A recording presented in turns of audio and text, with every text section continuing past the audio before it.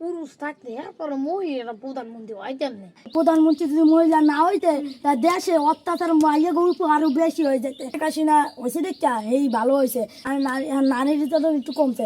আর প্রধানমন্ত্রী যদি না হইতে পুরুষের হইলে নারী নির্যাতন আরো বাড়তে।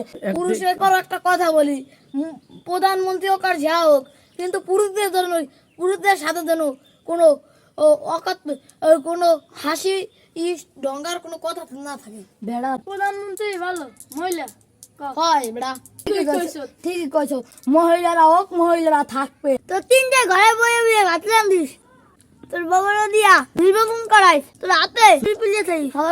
তুই বলো তাই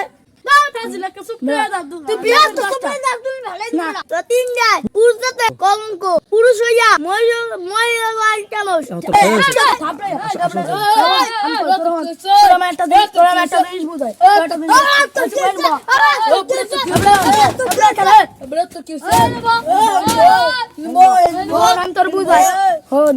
শেখ হাসিনা হয়েছে মাইয়া গুলো। শেখ হাসিনা যদি না হইতে তাহলে নারী নির্যাতন আরো বেশি থাকতে না দেশে। এখন নারী নির্যাতন কি কমছে, আরো বাড়ছে। তোর কথার সাথে আমি একমত নয়।